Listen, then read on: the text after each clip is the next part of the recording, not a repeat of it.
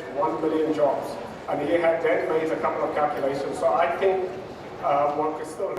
Really from a policy point of view, I think there are three very core constituencies in South Africa right now that a political party must engage with, starting off with the youth.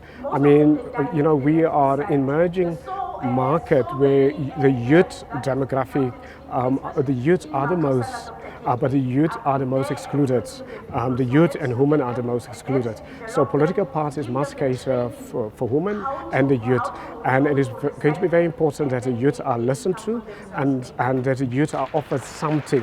For example, jobs and opportunities. Thank you very much. We created oligarchs in this country. So we're asking South Africans to give us the mandate in 2024 so that we can come out with policies that are going to positively touch the lived experience of ordinary South Africans who were discriminated against by many years of colonialism, of apartheid, 29 years of our current government's policies.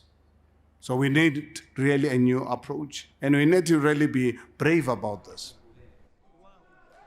I do think there is a challenge in South Africa where people get understandably quite tired of the political system that they don't feel represents their needs all that well. And I think, of course, it is very understandable that people don't use their vote in the way that they can. I think there is some of that might be deliberate, where powers that be might try to convince people that voting isn't worth it. So I think that's really an important part for us as ActionSA.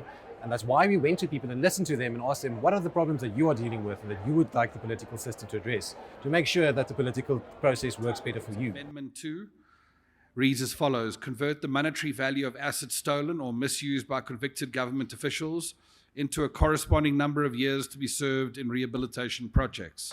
When we live here today, every single one of us, every single activist in this room and at home has the duty to take these solutions to their homes and their communities. Because we can fix South Africa. I thank you.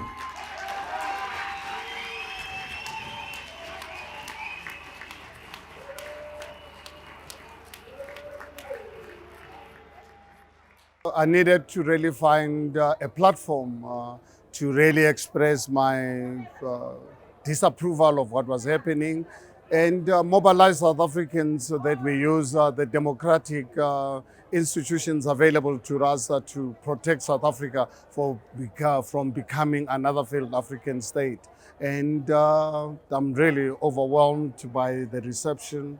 I'm overwhelmed by the dedication of our small team, really managing to really put such a huge event together, and so successful, on time, discipline, and really did it with dignity. And I think, the big job begins now. 2024 is around the corner, roughly 8 months to go through the elections to determine the future of South Africa, whether we are going to be a failed state or not. But that decision can only be taken by ordinary men and women in South Africa, particularly the youth. But we are going to go out into every township, to every village, to every suburb, to every corner of this country to mobilize South Africans to register to vote so that we can bring about a peaceful transition come 2024.